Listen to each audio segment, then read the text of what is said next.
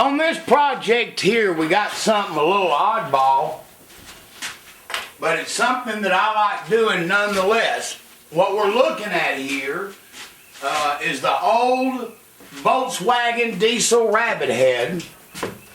And when my customer called me, Richard from Atlanta, a while back, and he told me what he had, I actually have done these. My old former boss, Jerry Goodell of Specialized Motor Service in Riverside, California, had a car lot with about 5 of these things, and he had played with them and had done development on them and ported them, and he was getting around 55 miles to a gallon of gas.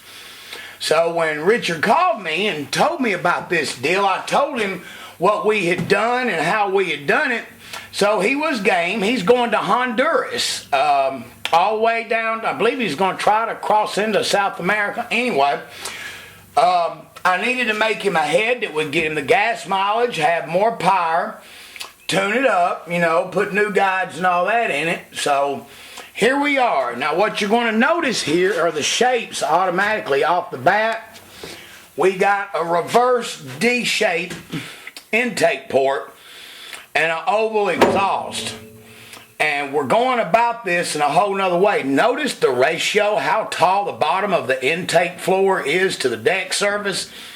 This thing screams killer power. And the best part of all, no combustion chamber. The best combustion chamber is no combustion chamber. No valve shrouding. I know it's a diesel. That don't make no difference. It's all the same in this business. And the short turn height and all that, man, this is like.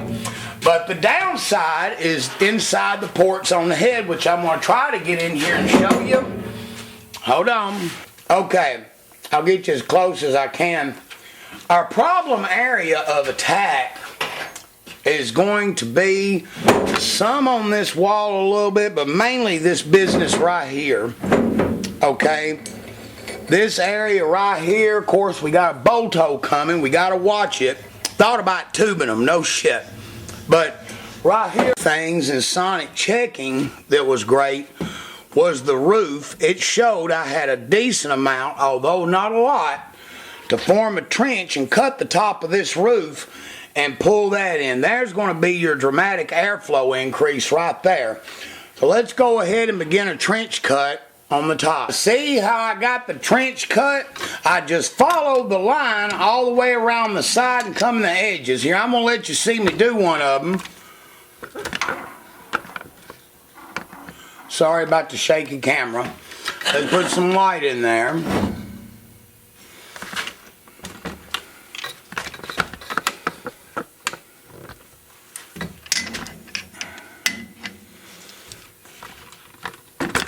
And right here ought to about do it. Alright. See, I'll follow the line.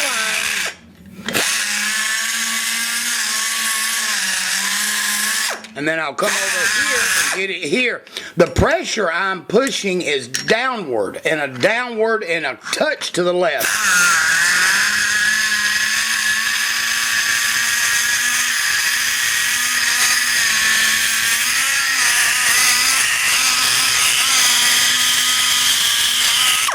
Alright, and that's going to leave a little bit of a hump there, and basically I'm going to follow that and dig a little bit deeper, and what I'm looking for, when I measured it, I come up with I can move this safely about 100 thousandths down and about 50 over on the width.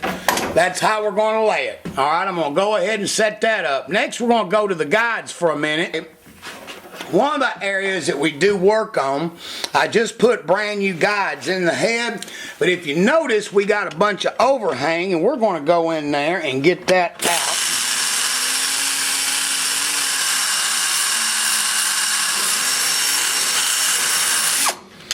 out. Okay, you can see that. I go in and make a slice, then get the ends. I'm going to pull that down.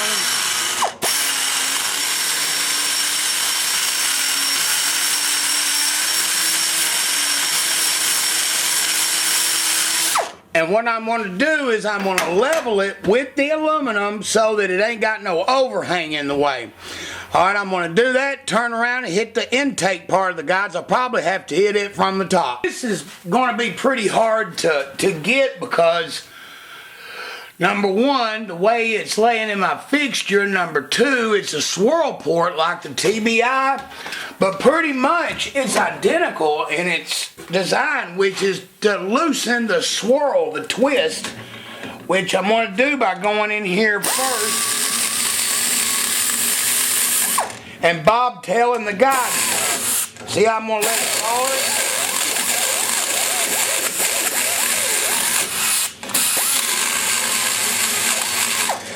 And naturally, it's going to follow the cavity in the bowl and turn it from that twist. Now, let me see if I can get you a better shot.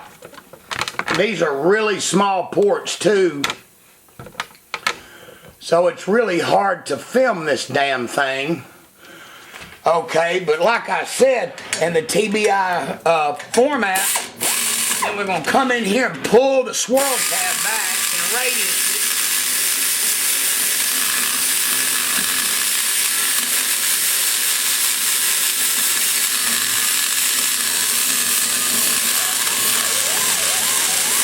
Just follow the swirl.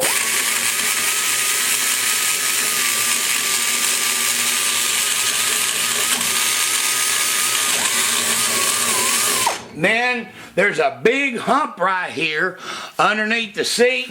Well, you know what we got to do there. We got to pull some of that radius out.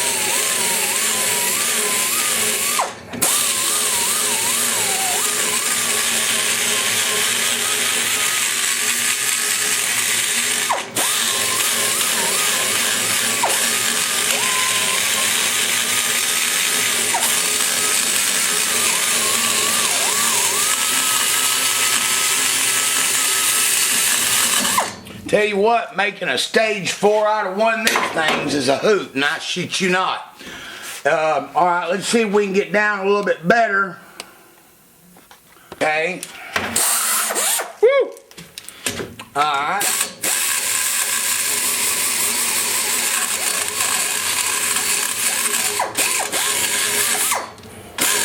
Okay, the sonic checker told us it wasn't real thick through here, so I better count my blessings already. Alright, now I'm going to go in here. The exhaust bowls, there really isn't a lot to do on this back side. I will go ahead and try to show you. Let me see if I can get some light on it. All we're going to do on this side is just do some light blending. There is about an 1/8 of an inch hump here. We're going to take it out.